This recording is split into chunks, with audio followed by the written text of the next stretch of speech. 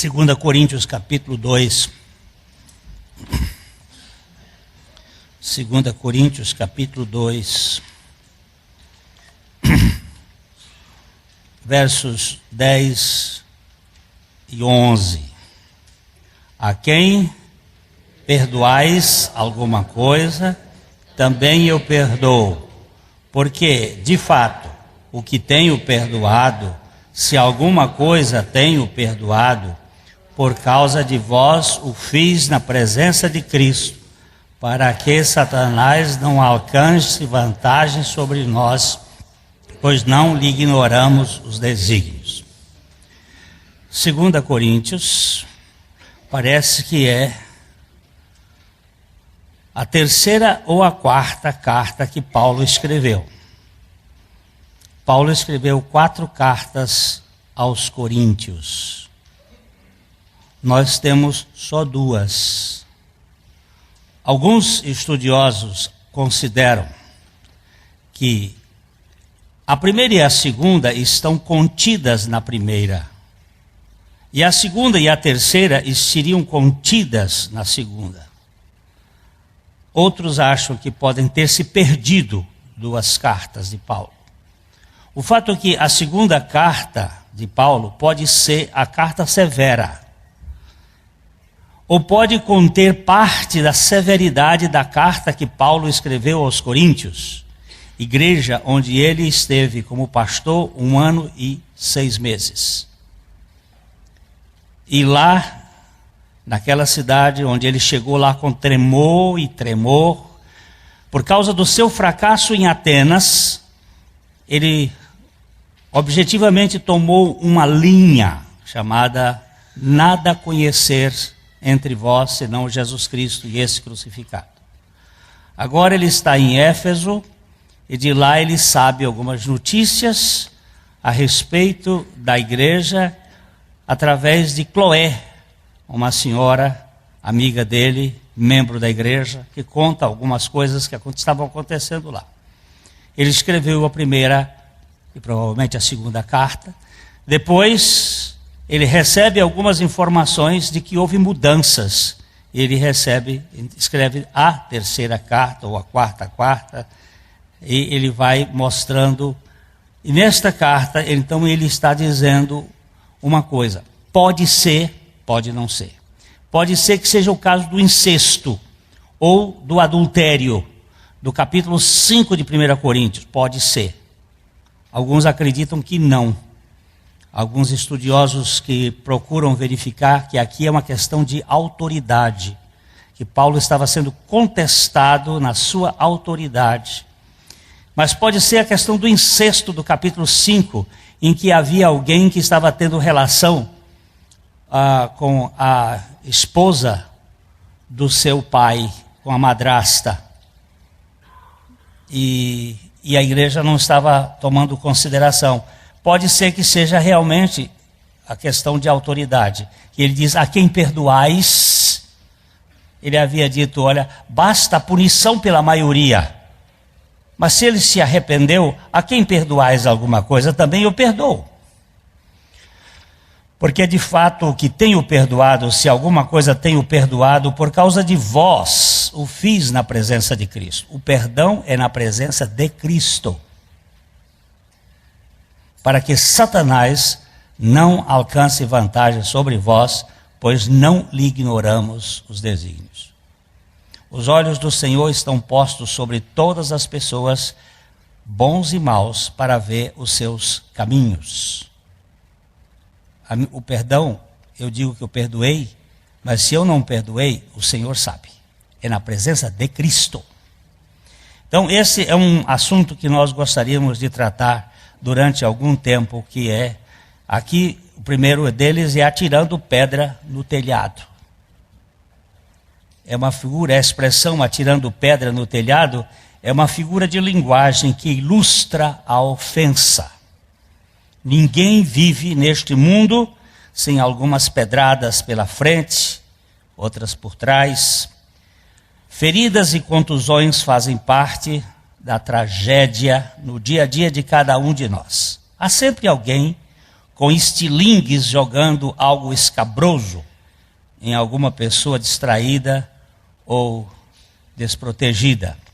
Em qualquer canto da nossa vida, da nossa existência, há alguma pedrada por aí machucando. Alguém recebe palavras. Palavras são muito duras. Palavras ferem. Ela tem o poder de matar e de curar.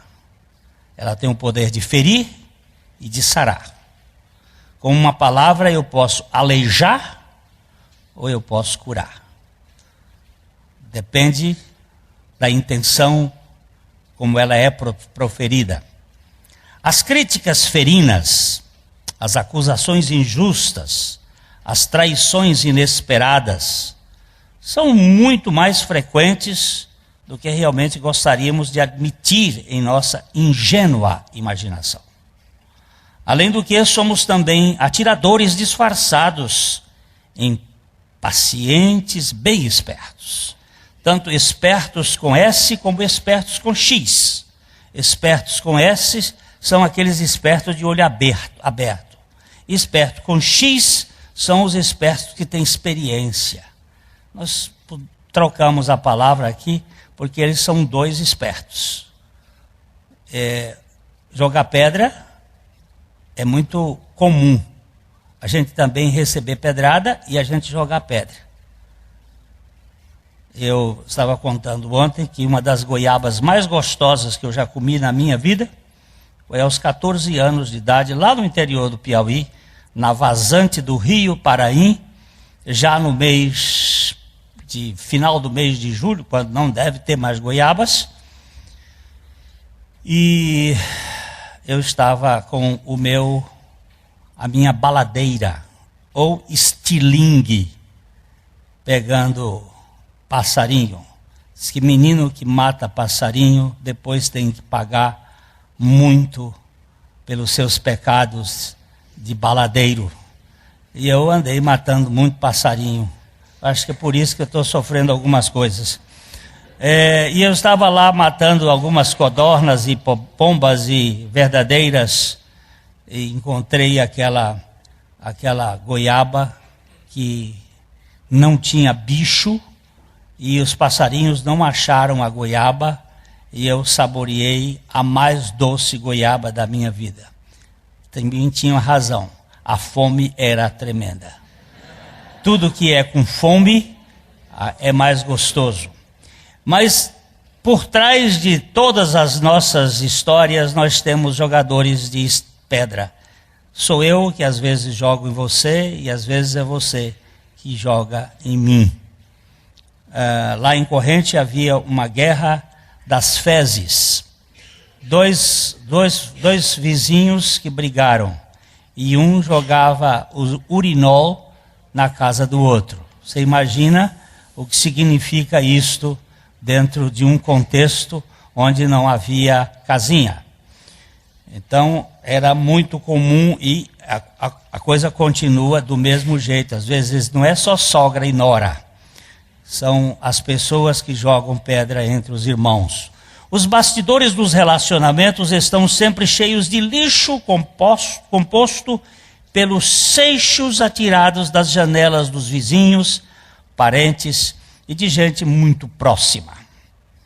Mesmo nos encontros entre aqueles que consideramos nossos amigos de verdade, encontramos restos de brita atirada, como se fosse apenas sujeira pelas calçadas. Às vezes você encontra a pedra que foi atirada na sua casa, ela caiu, ficou na calçada ali, você diz assim, isso foi uma pedra que caiu do caminhão.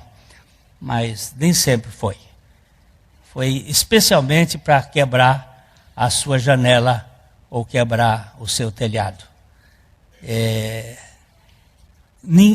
Eu não sei ler ironia, mas às vezes nas ironias há feridas. A gente conversa às vezes com casais que eles são acostumados a jogar pedra um no outro, e aí quando você ouve a conversa, você percebe que nas entrelinhas, até nos gestos da esposa, do marido, tem aquele jeito, eu sei de onde vem isto. Isso vem do acúmulo de feridas que foram feitas ao longo do tempo, né? Ninguém está isento de ser machucado, esfolado e ferido neste mundo de tantas pedreiras, de onde, com certeza, as pedradas virão de todos os lados. Entretanto, a questão básica aqui não é a ferida sangrando, mas o hematoma que nunca sara.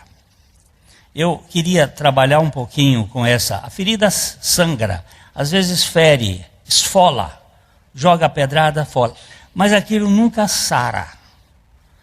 E aí fica aquela dor, aquele dodói. Nunca sara.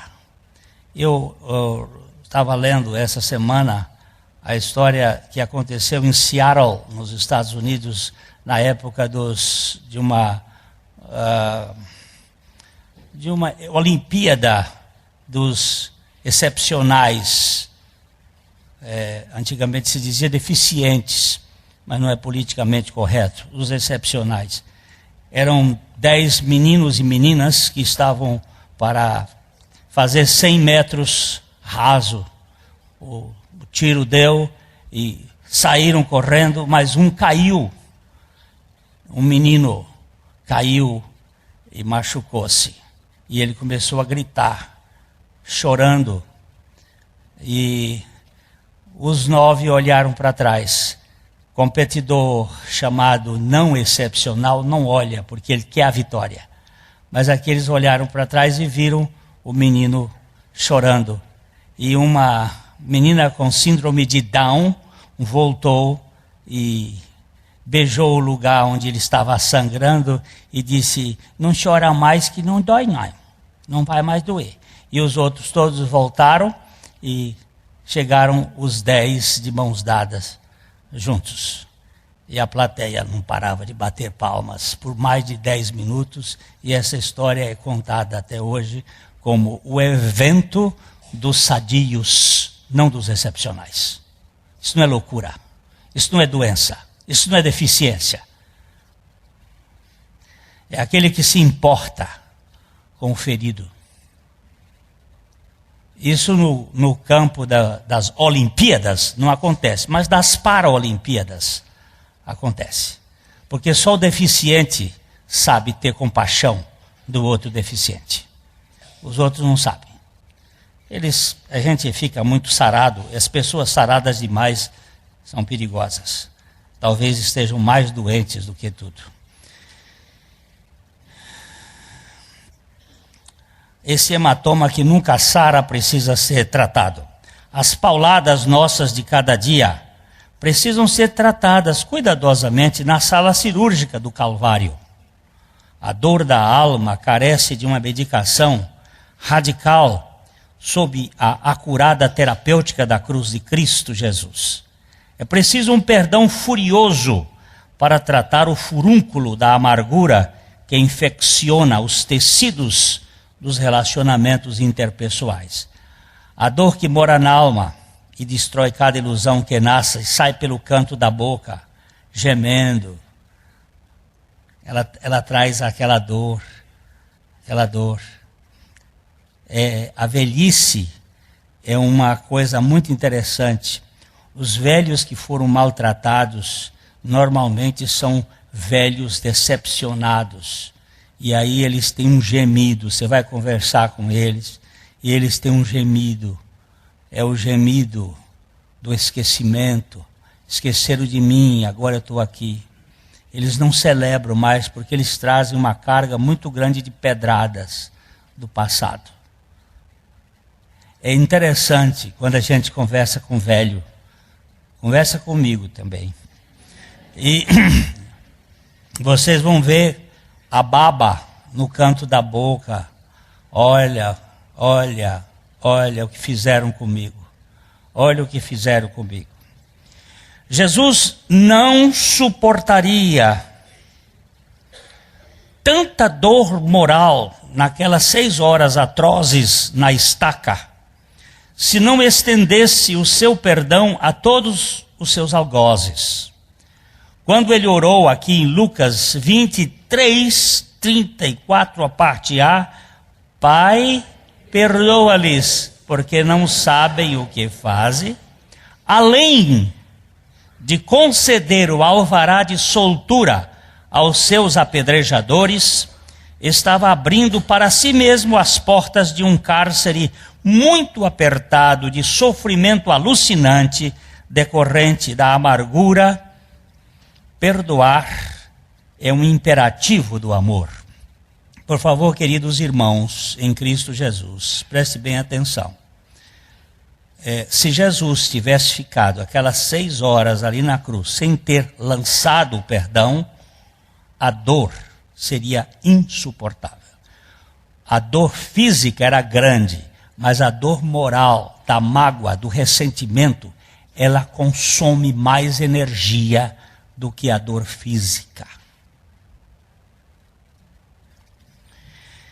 Com certeza, a dor aguda dos cravos, apesar da sua cruenta crueldade, não pode ser comparada com a dor sufocante e ininterrupta da amargura interior, consumindo a alma. O cálice da cruz seria mais amargo se Jesus não tivesse perdoado seus inimigos. Quando se perdoa um inimigo, se transforma o inimigo em amigo. Um general romano, ao cercar uma cidade, ele disse: nós precisamos destruir os nossos inimigos. Então, ele convidou a todos que estavam dentro da cidade para participar de um banquete que ele fez. E um dos seus generais disse assim, seus companheiros, disse: como o Senhor vai destruir esses inimigos? Ele disse: transformando em amigos. É a única forma de você destruir um inimigo, é convertê-lo num amigo. É fazer um banquete. Por isso, Davi, no Salmo 23, diz assim: o Senhor me faz favor de preparar um banquete com a presença dos meus adversários, para que o meu cálice transborde. E o Senhor me unja de tal maneira que essa unção seja um propósito de nós podermos habitar na tua casa para sempre. Nós precisamos ler a Bíblia com cuidado para não dizer que aquilo ali é vingança. Davi nunca quis matar Saul. Ele teve oportunidades algumas e ele não o fez, porque o seu coração estava movido por um amor. O perdão tem mão dupla, mas a via principal é para quem o está liberando. Aquele que perdoa é o mais beneficiado no caso. Ele se livra da condição de ser transformado numa penitenciária de segurança máxima e de se converter num carcereiro apoquentador, sempre preocupado com a fuga do réu. Quando eu perdoo, não é o perdoado que é o mais beneficiado na questão. Sou eu.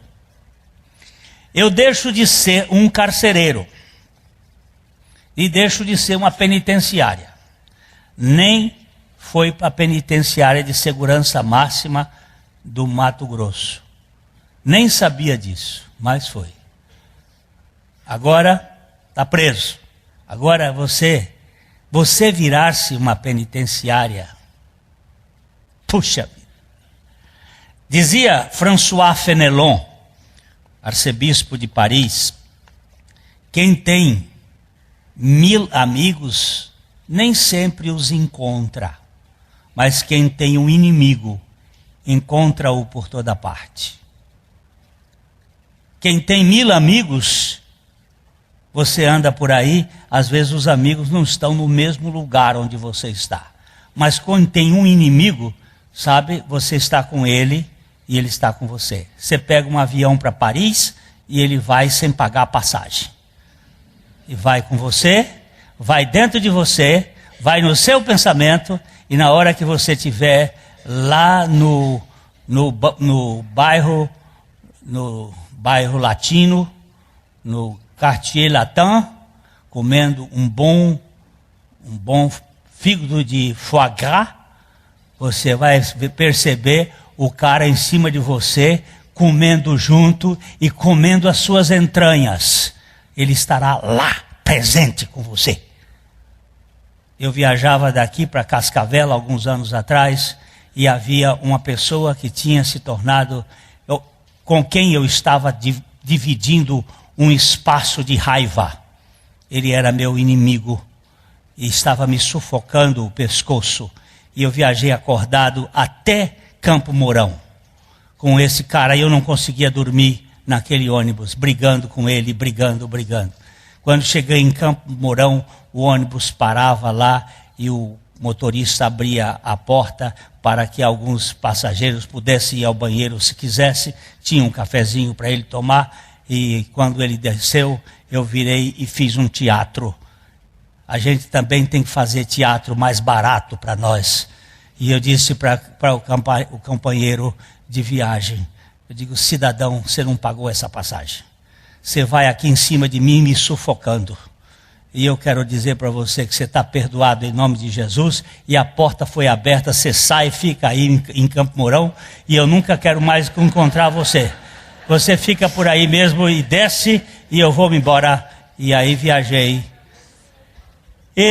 O motorista entrou no carro e eu não vi mais. Quando acordei, fui lá em Cascavel, porque o ônibus ia para Foz do Iguaçu. Estava o motorista me acordando. Moço, o senhor não vai ficar aqui em Cascavel? E digo: vou sim. Um sono tão profundo, quando você transforma esse inimigo em amigo, ou solta ele, manda ele embora, você deixa de ser a penitenciária e o carcereiro ao mesmo tempo. O perdão liberado liberta muito mais o que perdoa do que aquele que é perdoado. O verdadeiro alforriado nesse caso é quem exerce o perdão, uma vez que a amargura de contínuo cobra um imposto muito pesado do amargurado. Eu me lembro que eu fui atender uma senhora viúva que tinha perdido o marido, e o marido não foi boa bisca. Foi um homem chato. Eu tinha lido uma crônica de Rubem Alves a respeito de 3 velhinhas que moravam em frente da casa dele. Eram 3 senhoras que uma usava pirote, outra usava... Você sabe o que é pirote, né? Aquele coque de gente que não quer se cuidar. A outra usava meia soquete, e a outra usava roupa de chita. Uma roupa assim de luto de gente vivo. E as três viviam nas portas, a varrer a porta, e o Rubens diz que via todas aquelas 3 mulheres tristes. E em 1 ano e pouco os 3 maridos morreram. E a de pirote foi ao corte, cortou o cabelo, arrumou direitinho, passou batom. A outra de soquete começou a usar sandalinhas, e a outra que andava com aquelas roupas de viúva viva, de marido vivo, passou a se arrumar. E ela disse assim: quando as tumbas dos maridos desapareceu, porque há marido que sepulta as mulheres, elas começaram a viver. E elas desabrocharam. E elas conversavam e riam. Nunca vi uma delas rir. E eu fui visitar essa senhora que havia perdido o marido, e o marido que tinha sido tão chato, que eu tenho pedido a Deus: Senhor, será que eu sou tão chato para minha esposa? Ele era muito chato, e ela estava reclamando. Eu disse: você sabe o que acontece? Além dele ter morrido, a senhora foi sepultada com ele nas amarguras. Vá lá no cemitério e solta esse cara. Chega lá e diz assim: ó, cara, você está perdoado por tudo aquilo que você fez. Senão a senhora faça exorciza esse capeta que vive dentro de você, ele consumindo de amargura e raiva. E ela fez isso. Passado um tempo, ela se encontrou e disse: você sabe, eu soltei aquele infeliz, porque eu até abençoei ele lá no cemitério. E foi tão bom para mim que eu agora estou livre para poder festejar. Eu digo, vá festejar. Vá festejar. Eu sei que tem muitas pessoas que ficam com isso para o resto da vida porque elas não querem ser felizes, elas querem ser punidas. Elas querem viver pela punição da sua própria dor. E são pessoas que se enclausuram no seu sofrimento e se vitimizam e não vai evoluir nunca. Temos na Bíblia alguns exemplos de pessoas magoadas que podem ser estudadas aqui, tanto no que diz respeito ao ressentimento armazenado, como também pelo despreendimento em perdoar, financiado pelo amor perdoador de Deus. Lembre-se que você e eu não temos perdão para oferecer. Nós temos mágoas e ressentimentos, mas o perdão que nos é dado em Cristo pode ser oferecido. E com o perdão dele, dá para perdoar aquele que nos ofendeu. Há uma dupla intransigente e cabeçuda que começou uma briga feroz na barriga da mãe. Esaú e Jacó fizeram do útero de Rebeca, sua mãe, um ringue, onde um tentava nocautear o outro. Veja bem o que o texto de Gênesis 25, 22 diz. Os filhos lutavam no ventre dela. Então disse, se é assim, por que vivo eu? E consultou ao Senhor. Na consulta que ela fez ao Senhor, o Senhor respondeu que eram duas nações que estavam ali dentro, e que eles iriam disputar, e que o maior iria ser servo do menor. Eu estou escrevendo um livro que vai sair talvez daqui 1 ano ou 2, chamado Muito Além do Jardim. A raiz de amargura que começou na família de Abraão e que vem até os dias de hoje com os palestinos e judeus. Uma raiz de amargura principalmente num dos descendentes de Esaú chamado Amaleque. Deste Amaleque, os amalequitas, a realeza deles era chamada de Agag. Agag era um rei, era o título de rei que os agagitas. E Saul foi designado por Deus como primeiro rei para destruir os amalequitas. Mas Saul não quis destruir os amalequitas. Fez um acordo e deixou a família de Agag, do rei, viva. Esta estratégia de Saul fez uma desgraça em Israel. Anos posteriores, já no tempo do rei Atarxerxes, rei Assuero, no tempo da rainha Esther, aparece um senhor Amã, um agagita, que quer destruir os judeus. E ele então põe no tesouro do rei Atarxerxes 10.000 talentos de prata, para que ele pudesse acabar com os judeus. O plano dele foi conhecido, Mordecai contou a história toda, Amã foi morto e toda a sua família, mas alguns perduraram, quase todos. E depois, quando Jesus é contestado sobre a questão do perdão, como é que se vai perdoar, Jesus apresenta esta conta, 10.000 talentos. Vocês estão ainda entalados com esse problema, enquanto vocês não pagarem esta dívida, vocês vão ser cobrados até o último ceitil. É uma história de amargura secular, milenar, que vem comendo o fígado de nações e gerações. Aqui dentro da nossa igreja nós temos famílias que não se gostam, não ia dizer se odeiam, isso é muito pesado, mas não se gostam. Desde tempos de antanho. E isto vai acabar com sua família, com seus filhos, com seus netos, com seus bisnetos, com seus trinetos, com seus tetranetos, com seus pentanetos. Vai acabar. Guarde bem isto. Esta maldade de pais em filhos será cobrada.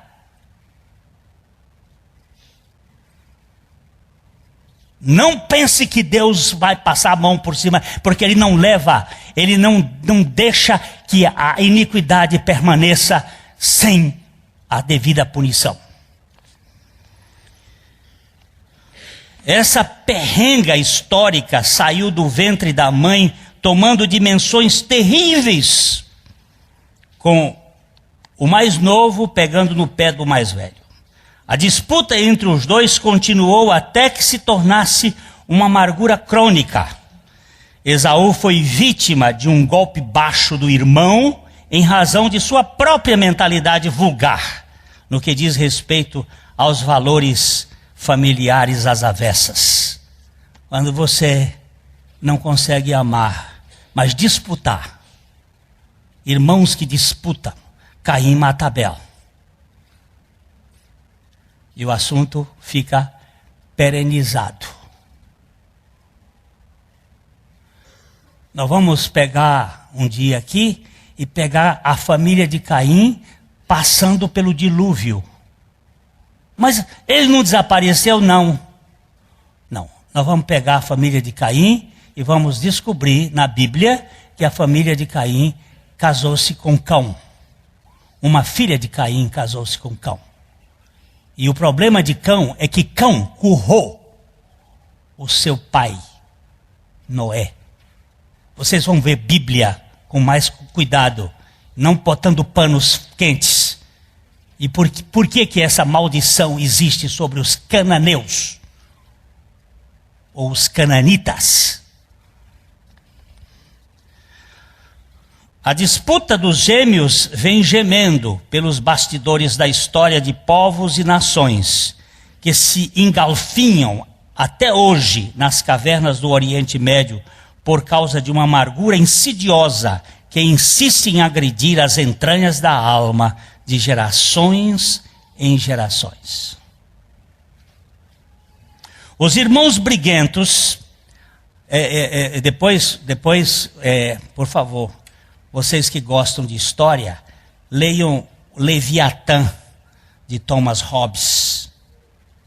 Vocês que gostam de filosofia, e vão entender o que é o sistema do mundo, que governa o mundo, e onde está o princípio da amargura, do amarguramento dos povos.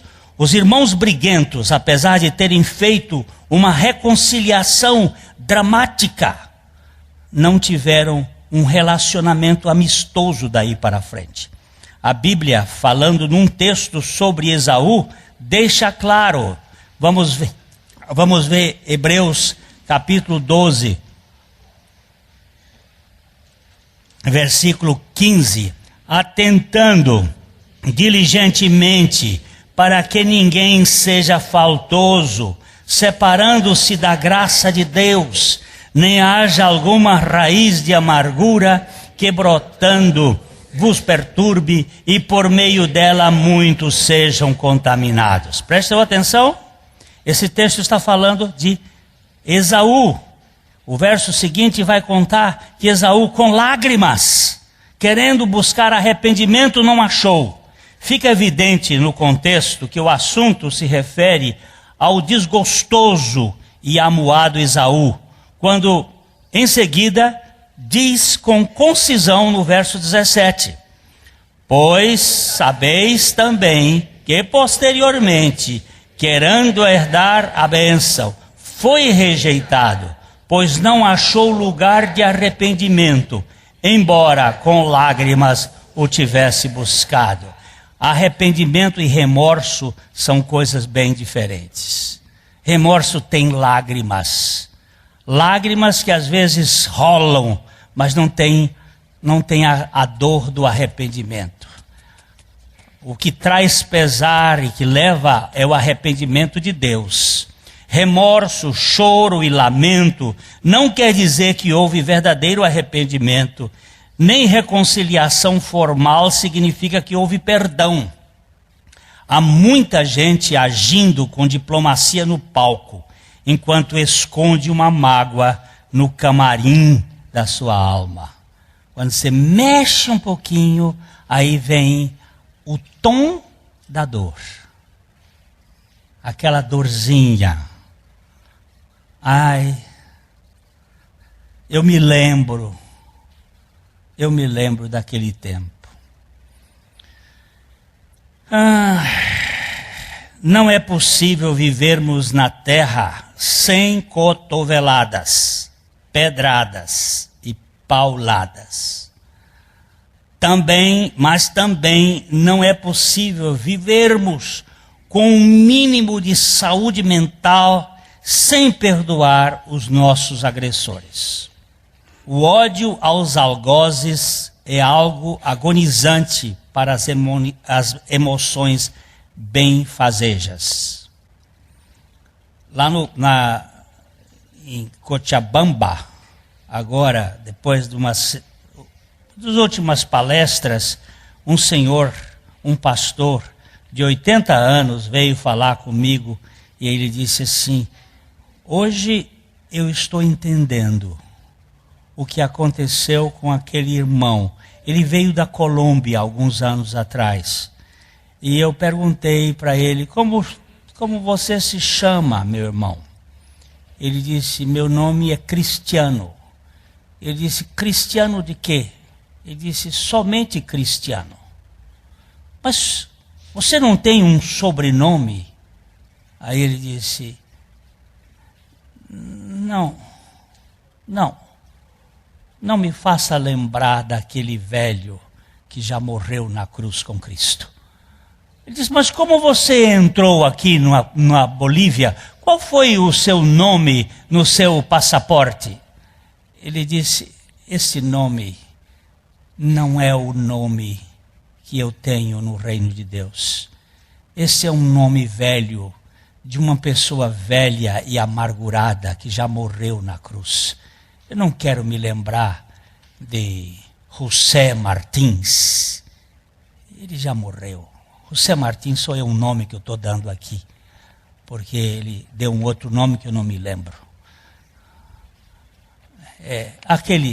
Mas mi nombre atualmente é Cristiano, porque tenho Cristo habitando em mim. Aquele velhinho, as lágrimas rolavam na sua face. O pastor de 80 anos, ele dizia assim: agora, pastor Glênio, eu estou entendendo o que significa a morte de Adão. Sim. Vamos para frente, porque às vezes a gente entende, mas não crê. A gente sabe, mas não descansa.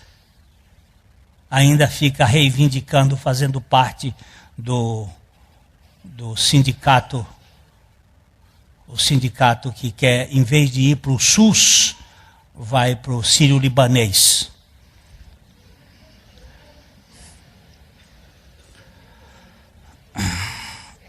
Na casa de Jacó, ainda temos um caso bem curioso a observar. O seu filho José, figura ímpar da prole. Sabe por que é essa expressão ímpar da prole? Porque a gente quer dizer que os filhos são todos iguais. É muito comum um pai dizer assim: eu tenho 10 filhos, todos são iguais. Não são, é mentira. Isso é mentira. Cada filho é diferente. Cada diferente. Você pode ter afeto para com eles bem parecido, mas eles são diferentes. Graças a Deus, porque são diferentes.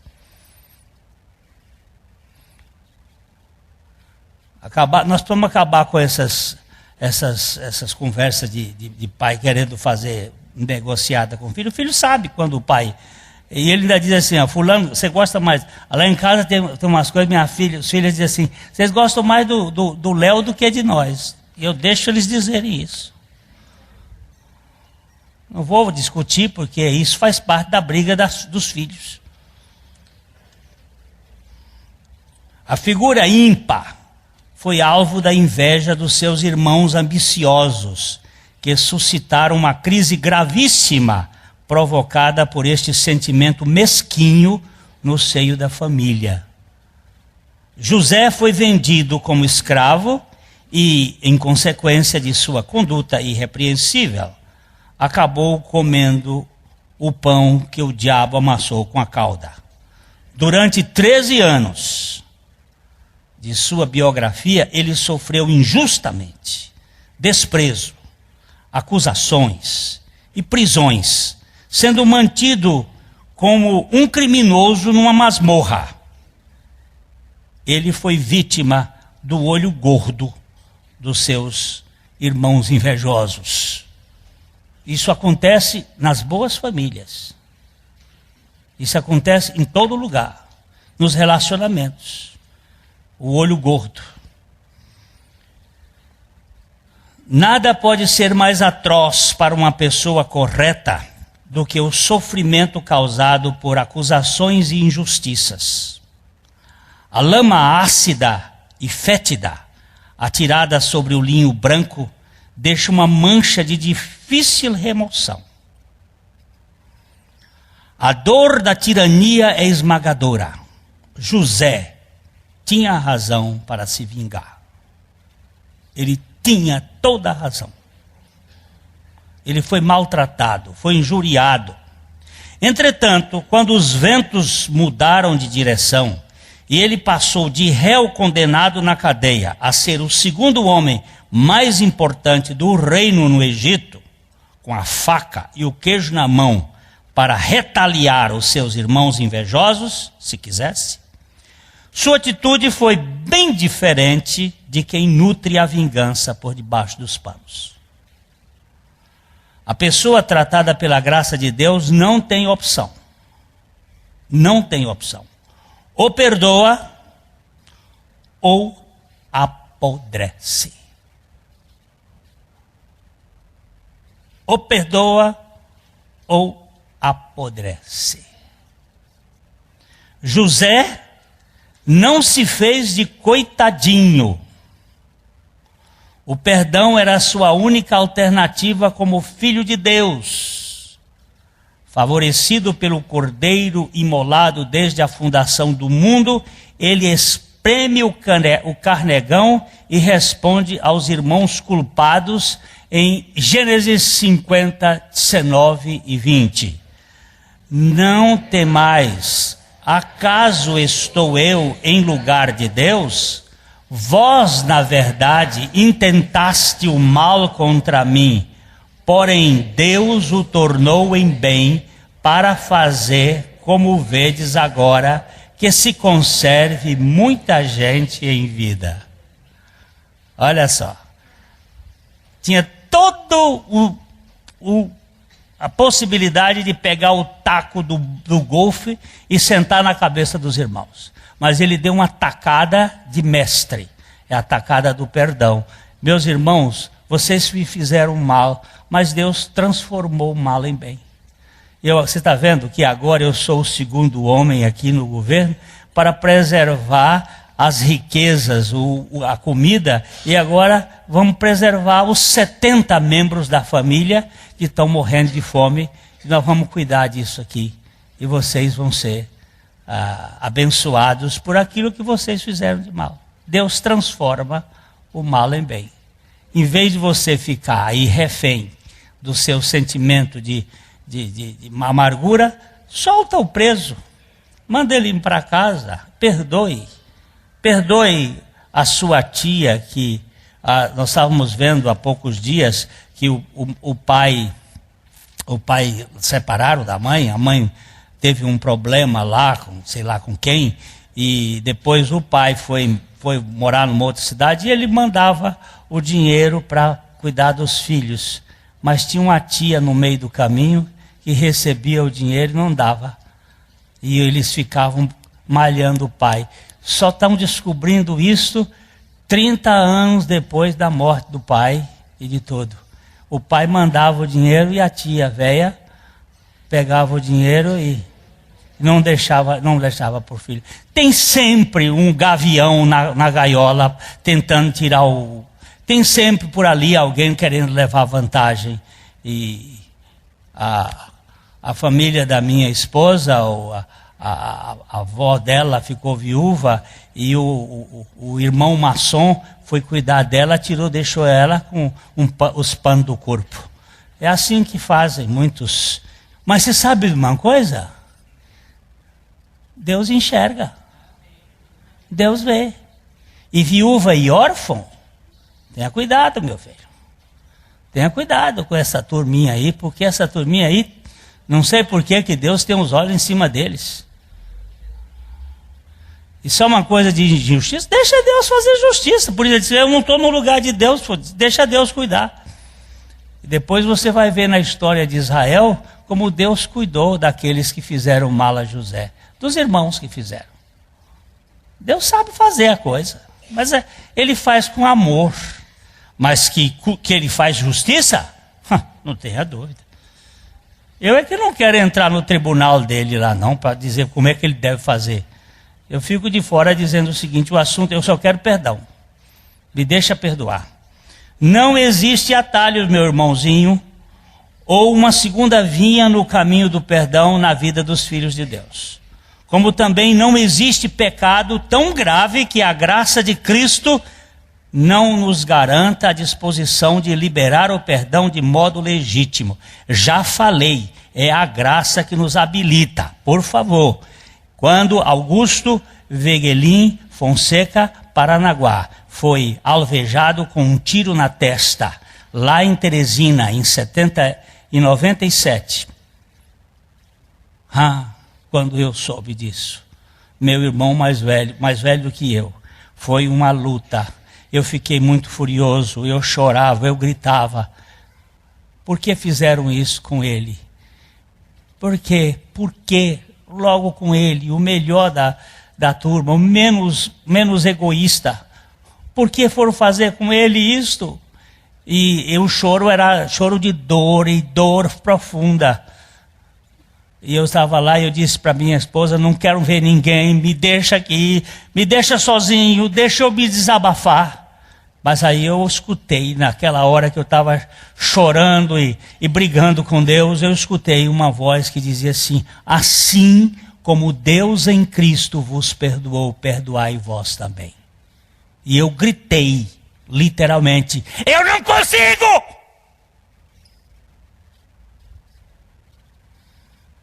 Mas ele é suave. Eu não estou lhe dizendo que você consegue. Eu estou lhe dizendo que eu estou lhe dando perdão. Assim como Deus em Cristo te perdoou. Você não tem perdão, mas eu dou o perdão do meu filho para você. Eu escorreguei na cama de joelhos e disse: Senhor, com esse perdão, eu ofereço perdão para esse assassino do meu irmão.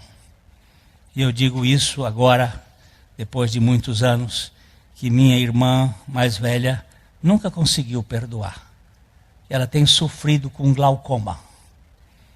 Por favor, entendam, essa é uma doença muito frequente nos amarguramentos.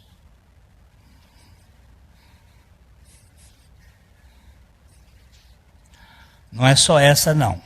Artroses,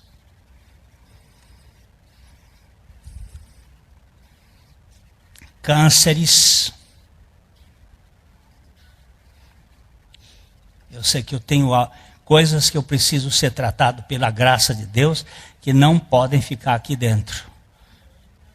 Nós não somos depósito de lixo e de pedra e de britas. Se eu e você não estamos perdoando de fato os nossos ofensores, por mais grave que sejam as suas ofensas, com certeza Satanás estará levando vantagem sobre nós e causando um barraco horroroso no meio da igreja de Cristo. É tudo o que ele mais gosta. É tudo o que ele mais quer. É arranjar um motivo de fofoca para Nós tratamos agora com os casais, lá no acampamento, sobre a palavra desnudamento. Nós fomos criados pelados, nus. E a nossa história é uma história de cobertura, de roupas. E as roupas representam toda a figura, tanto de esconderijo como de proteção. E às vezes nós usamos colete de segurança.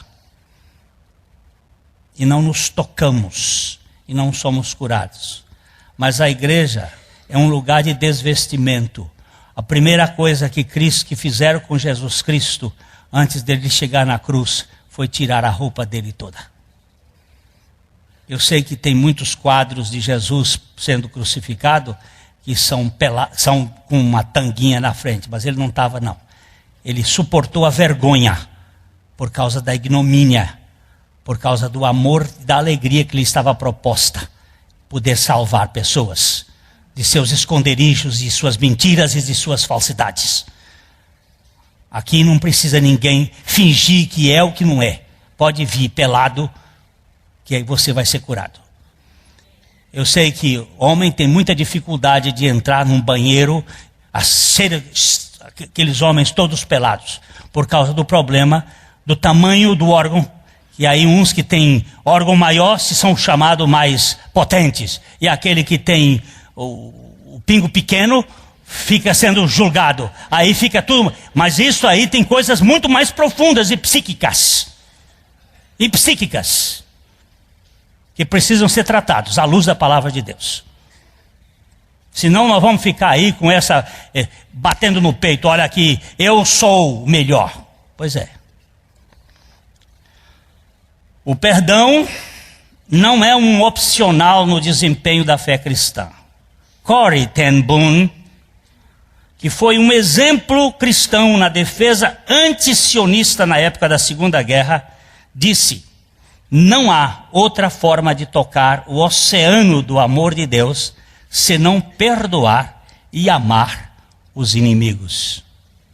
A lista de Schindler é um filme muito interessante, e Corrie ten Boom fez parte daquelas que venderam até os seus anéis para libertar os seus inimigos.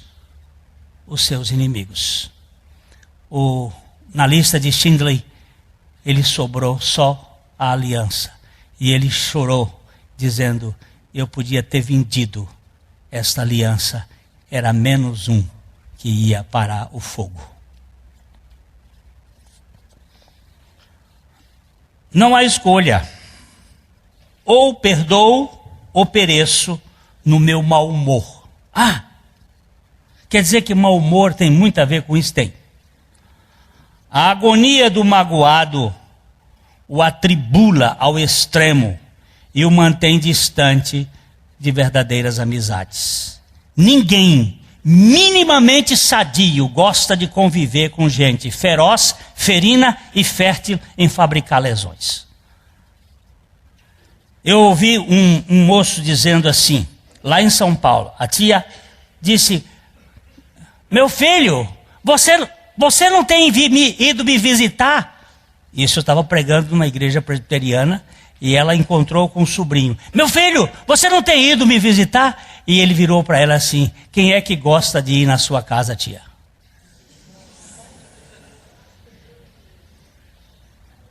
A senhora está sempre cobrando e criticando. Isso na minha frente. Eu digo, foi bom que isso aqui eu aprendi. Quem é que gosta de ficar com você, tia?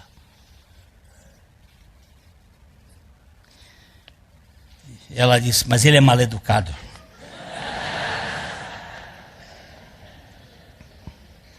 Os intrigantes vegetam entre o veneno que os consome intimamente e a dor que tenta inocular no próximo.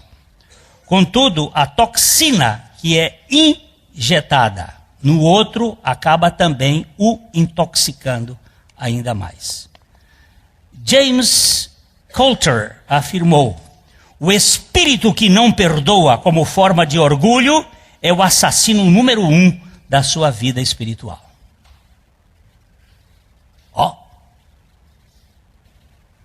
Eu não posso me humilhar. Pois bem.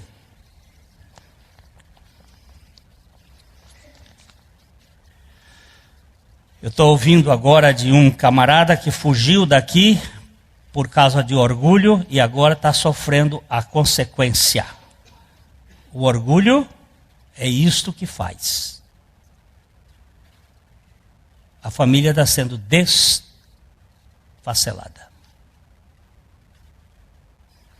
Para Jesus, a nossa oração só tem esta prioridade. Para Jesus. Lucas 11, 4. Perdoa-nos os nossos pecados, pois também nós perdoamos a todo que nos deve, e não nos deixes cair em tentação. Parece que a tensão da tentação, neste caso, é não querer perdoar.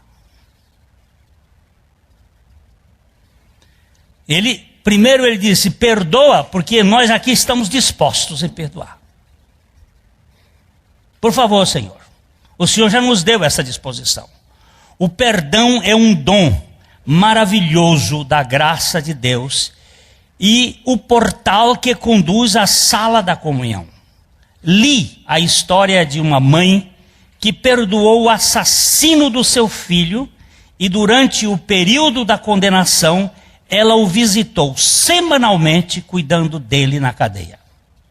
O resultado foi a sua conversão a Cristo e a transformação de um inimigo num amigo da família.